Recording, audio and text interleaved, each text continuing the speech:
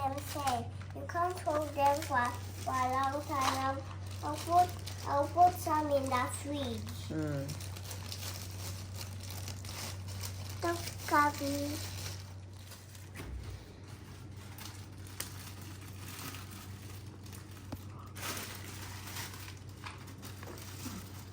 You know which one is yours?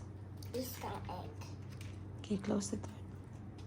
Yummy, I love Easter eggs. And you, Jacob? Mom, also Easter egg on the Disney. Do you know the stars inside? I'll show you. Toy.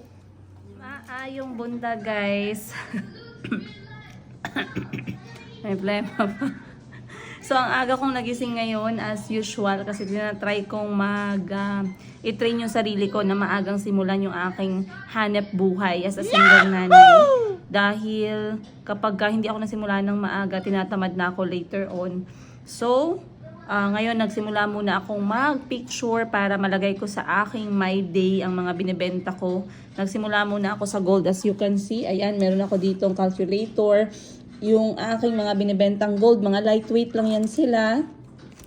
And then, meron din dito yung aking mga singsing. So, kompleto tayo. Meron tayong singsing, meron tayong earrings from stud to medyo mabigat, mga 3 to 5 grams meron din.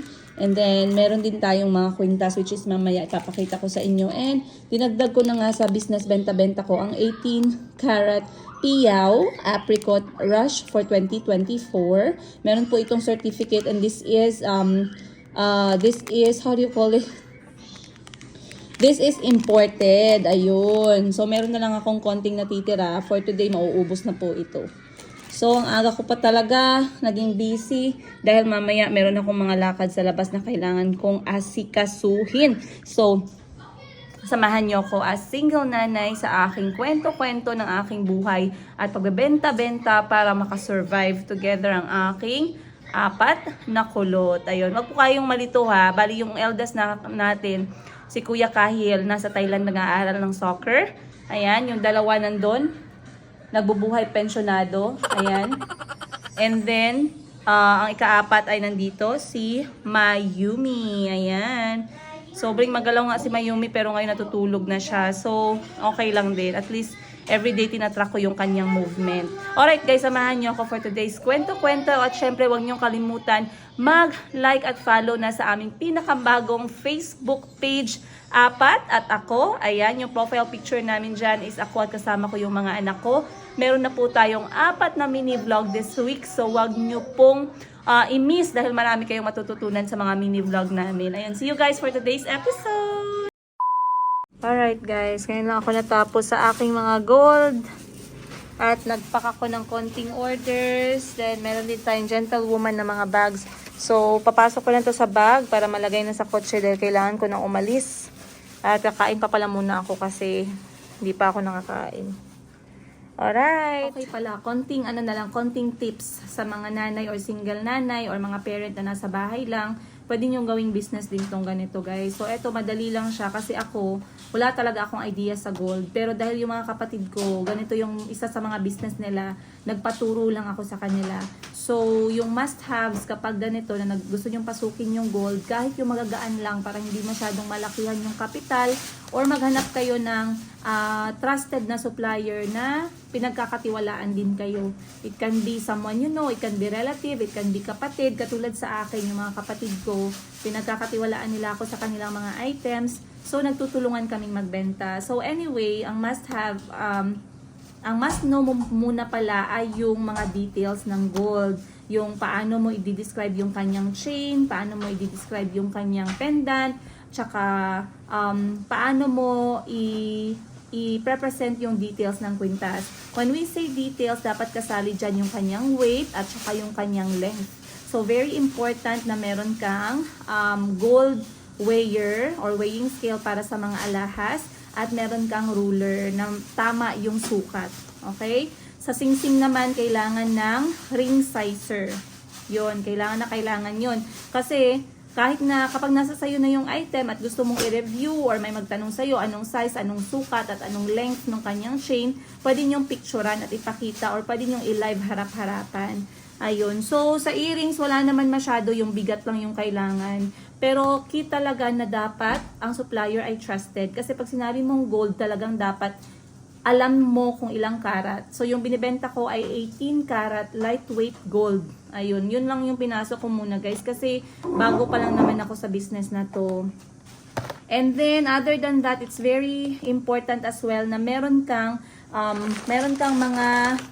mga accessories para ma-display mo yung mga items na available or on hand. Pwede mong gamitin yung sarili mong kamay or sarili mong tenga, sarili mong leeg. Pero maganda din minsan na nagpi-picture taking ng items, meron kayong yung mannequin para sa kwintas, mannequin para sa alahas, kamay at saka singsing, at meron kayong mga tray para pwede nyong i-display doon yung item. Ayan. So, another tip and hack yan sa inyo mga nanay at mga gustong mag-business from home. Ayan. So, kakain muna tayo and then maliligo na ako, magpe-prepare na ako para lumabas. Okay. Yes, Kari LBC. Alright, so for fashion naman at mga damit, ang gamit ko naman na accessory, eto guys, patok din to ng mga online ideas or selling from home or business from home. Kasi eto yung ginagawa ko. So, i-share ko lang sa inyo. Kasi hindi naman lahat, meron agad silang naiisip na gagawin sa bahay. So, kung wala pa at napanood nyo tong video ko na to, at least makakuha kayo ng something na source of income ninyo na pwede ninyong simulan sa maliit lang na capital. So, eto mga binibenta ko na fashion ay galing mismo sa Bangkok, Thailand. Like I said po, I lived in Bangkok, Thailand for 10 years. So, I know very well the quality of Bangkok, Thailand fashion and yung kanilang mga tahi at kanilang mga tela. So, for this business, alright, yung benta-benta ko ng mga damit at fashion, syempre kailangan ninyo ng mannequin na maganda. Yung maganda naman na mannequin, guys. Wag naman yung masyadong nakakatawa yung kanilang mga sizes, if you know what I mean. Alright, so this one, ang dami sa Shopee ngayong mannequin. Alright, so eto guys, ang aking nag-iisang mannequin for now. Like I said, startup business lang ako, galing sa bahay. At syempre, pa konti-konti lang. So, if you have accessories like mga kwintas, maganda din lagyan ng kwintas para ma-imagine ng buyer yung effect talaga or yung total look ng outfit once na naisuot. Okay? So, minsan pwede din tayo yung mag-model ng items, pero mas maganda din minsan na meron kayong mannequin. At nandito naman yung aking mga items na sinusort out ko, depende sa kung anong price na sila at anong klase ng mga damit sila. A few moments later.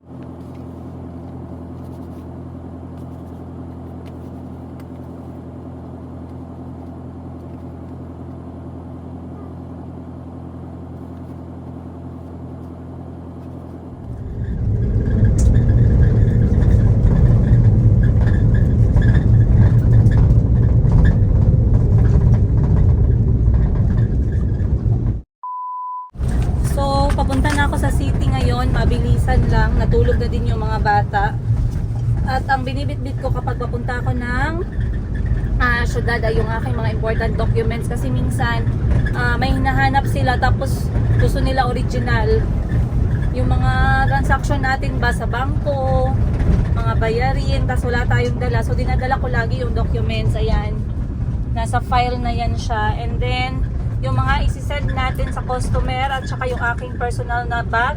At dala ko po itong aking listahan ng gold products natin kasi at least dito sa listahan na to meron na siyang mga details lahat.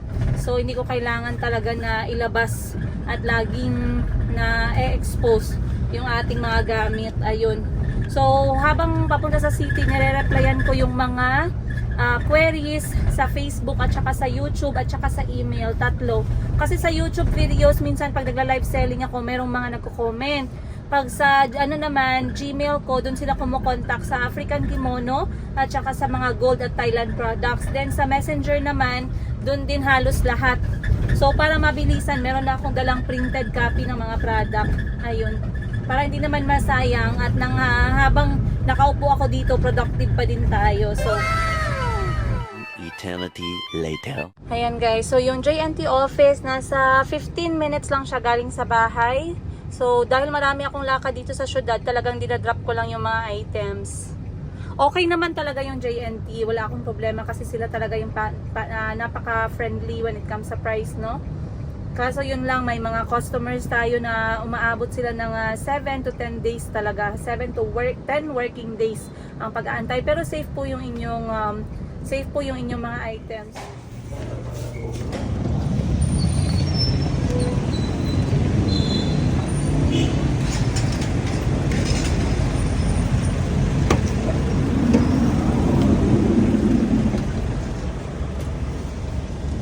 Wait lang.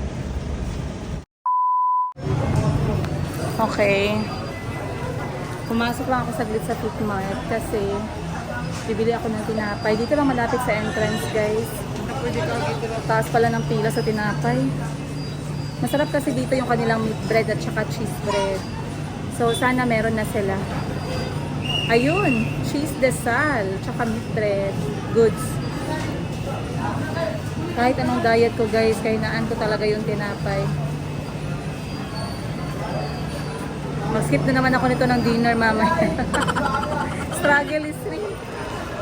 Alright. So habang nag-aantay tayo ng pila, guys, dito muna tayo mag-chika-chika. So anyway, kapag lumalabas ako, kung minamanage ko yung gastos ko, meron ako talagang coin purse. Ito.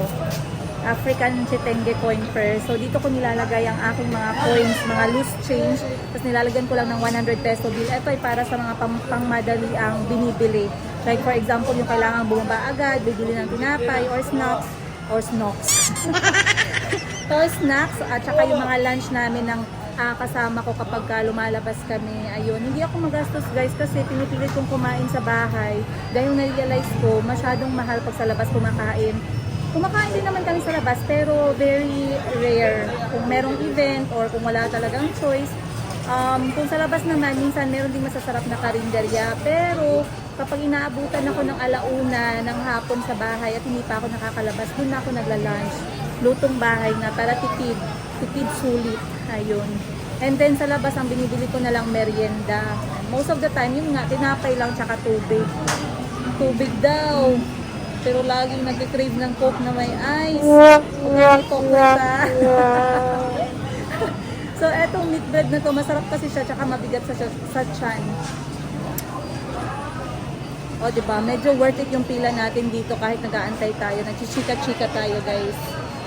So, masaya ako kasi ngayong umaga, nag-post lang ako ng mga pictures ng gold at saka ng bags, gentlewoman. At meron tayong customers na mga bumili. Ang most nga sa kanila pala, guys, no repeat order. Okay. So, dalawang business na yun napakita ko sa inyo. Yung isa ay ang gold lightweight selling, then yung ating Bangkok, Thailand fashion selling. Yung ikatatlo kong source of income ay itong partnership namin ni Maring Sara Pedun, which is ang ating authentic African products na we started already and we started exporting outside of Uganda. Maraming salamat sa inyong lahat. Ayan, this is now the third batch. Ang first batch natin, nirelease natin noong November 15. And then ang second batch natin ngayong November 30, which is all sold out. And the third batch natin ay ngayong December 15, which is nasold na namin ang kalahati ng stocks. So out of 15 pieces, nasold na po natin yung 8 pieces ng African kimono. And it will be shipped out by FedEx Uganda ngayong December.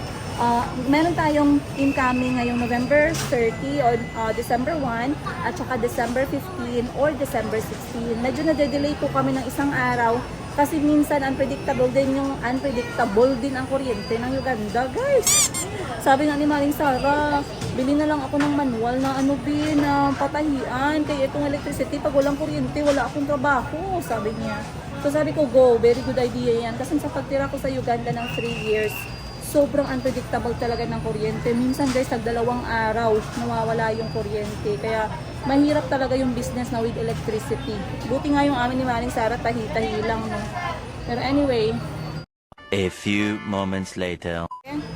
Ayan, 3 na lang daw yung cheese disal, guys. Pero sige na lang, kunin na natin yung 3. Then, meat bread tayo. 6. Tsaka bili tayo nitong hopia, guys. Oh, my all-time classic favorite. Oh, 6 pesos lang. Busog ka na. Goods. Tsaka 5 ana, sir, please. Hopia round. Buti pa yung tinapay. Okay lang, pinapaikot. Ako kasi hindi ko tinatanggap yung pinapaikot ako eh. Joke lang guys. Alright, yan na lahat yung order natin. Guys, naaalala nyo ba tong tinapay na to?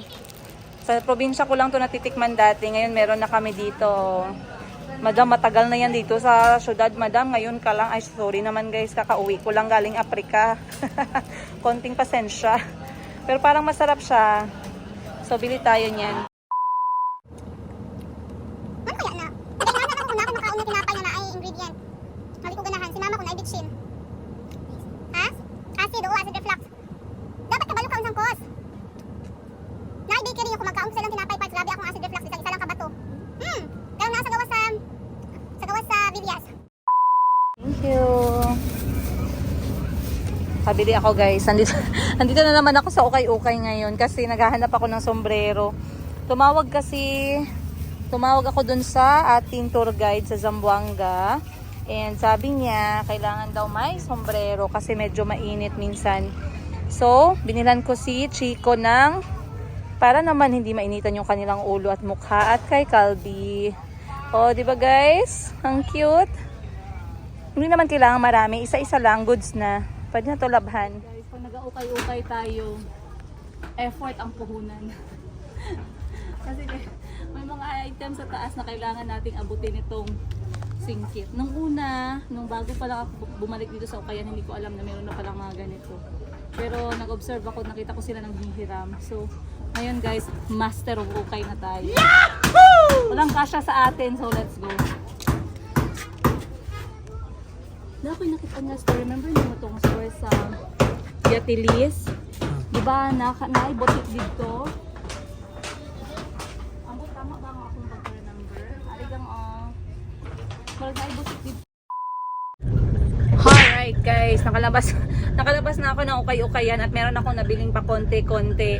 Minsan kapag nandun na kasi ako sa area na yon, mas minamabuti ko na i-check na lang kung ano yung makikita ko, lalo na yung mga swimming clothes kasi magaganda pa yung mga swimming clothes tapos mura lang. Anyway, speaking of ukay, shout out ko lang ang business, benta-benta ng aking nakakabatang kapatid. Ayan, mine and yours, Ukay-Ukay Philippines or Ukay-Ukay Jensen. I-attach ko na lang dito ang kanilang Facebook page. Sa kanila nang galing itong ating OOTD of the day. Sobrang ganda niya, ganda ng quality. At the same time, very comfortable. So, estudyante look tayo dahil naka-color. Parang meron tayong ating CEO meeting. Pero anyway, yung mga ukay nila guys, basta mga bagong bukas na bale, nagsisimula lang talaga ng 250 pesos. So if you wanna check out their ukay bale at mga post nila, ang dadaming magaganda and for sure marami kayong mapagpipilian. Check out niyo yung kanilang page and dyan po kayo mag-mine kasi marami yung mga nagma-mine lately.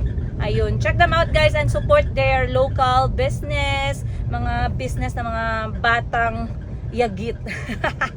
Alright, so ayan siya guys, total outfit. Ayun, so komportable lang. Kaso ang downside lang nito, sabi ko nga sa kapatid ko, ang downside niya lang kasi gusto ko sana ngayon na yung mga dresses na botones para easy access tayo sa nalalapit nating panganganak na adventure at saka breastfeeding.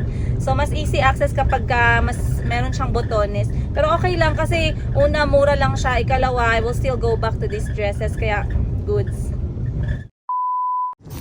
Okay guys, so bago kami umuwi may nadaanan kami ditong night market. Ukay-ukay na naman tayo everyone. So ito ay nasa Malakas. Ayan, Purok Malakas, General Santos City as you can see guys. Ukay-ukay night market. So tingnan natin dito ano makikita natin. Check out natin yung mga ukay-ukay bago tayo pumunta sa mga mall. Actually, other than natatakot ako pumasok sa mall ngayon, mas maganda pa rin na alam ko kung saan yung may magandang ukay-ukay sa Jensen. So let's go check natin kung may mabili tayo. Hi! Hi! Hat and swimming clothes. Come we check. Can you show me? Yes. Dancing. Okay, come. Show me. Wait first. Show Hold. me. Okay. This. Put on the head. Now how about Kasha nak? this? Murag di man kasha. Ay, gamay. And for you? This was too Yes. much. Then let me see. Can you see? Okay. Hey, I'm coming, I'm coming. What do you say? My bounty. Okay, let me try. Come here.